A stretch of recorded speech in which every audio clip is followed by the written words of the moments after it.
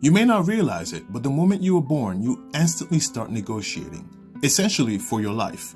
As we get older, the game changes, but the fundamental format is the same. This is what I need, and here is what you'll get in return. I'm going to teach you how to come prepared to the negotiating table. Pay attention. Welcome to the Olympian Report, where we talk about money, life, and just about anything else. I am your host, Alistair.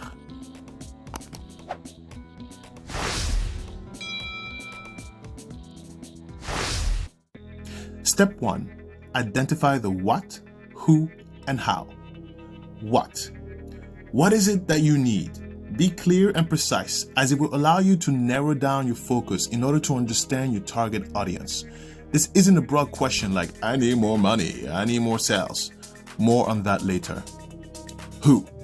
Who is best capable of assisting you in getting what you need? This question is harder than it looks.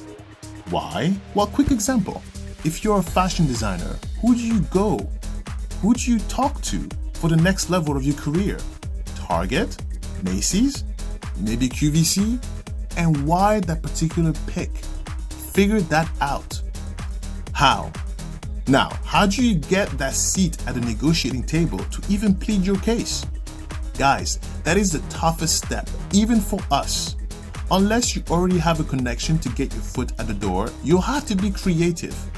Most companies have a partnership contact number, but for those that do not, you want to aim your reach at an executive or above. The typical employee won't cut it, not even HR. They just aren't paid enough to care about your story to connect you to the appropriate person. So what do? You study the company and see where those executives hang out, or at least network. And place yourself there and be prepared to sell your worth, which then leads us to step 2. Know your worth and what you bring to the table. No one will listen if all you are asking for is what they can do for you. On the contrary, intrigue is stroked when one's curiosity is about what they stand to gain from you. Your first 30 seconds should be what's in it for them. Then the next 30 seconds is what you require from them in return. In order to do that effectively, you need 2 requirements. 1. You must be legit and presentable. Your company must be viable and profitable. In other words, you must already be standing on your own 2 feet. 2.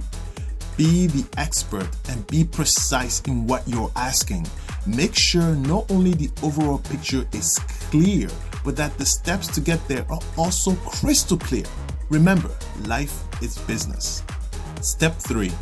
Be willing to walk away.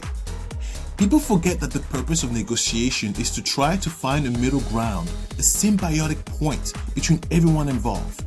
Of course, it is natural to try to get a little bit more of the pie, but that is why it's important that you know and that you understand your worth and that you are very clear on what you need. It will help you decide whether or not you should give a little or ask for more. Make no mistake, desperation has an unmistakable order. You're better off walking away than saying yes to a bad deal. There is always another way. Step 4. Put it in writing. Don't be stupid and not put things in writing. It isn't real unless it's in writing.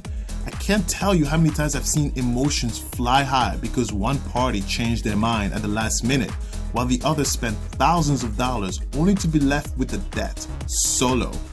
If you have gotten this far, let us know in the comment section below by writing the word boss. And as a bonus for sticking this far, I'll share with you one of our negotiating experiences. For context, one of our businesses is in the fitness industry.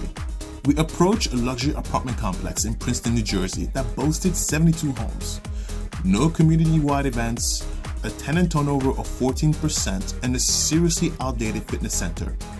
We approached the board with the proposition to take charge of the community events and manage the fitness center with the main goal to reduce their tenant turnover within 1 year of operation. In return, they cover our operating costs for the first year and come up with a renovation budget of the outdated fitness center. During the first year, turnover dropped 50%. The year after that, it went down to 2%. We now have an exclusive contract, renewable every 5 years, along with a tennis, biking, running, bird watching club. With, of course, personal training. As always, guys, if you enjoy the content of this video, please give us a thumbs up. It helps show the video to more people. It is the easiest way to support us. And if you haven't done so, subscribe and click that bell notification so we can meet up here once again next Friday.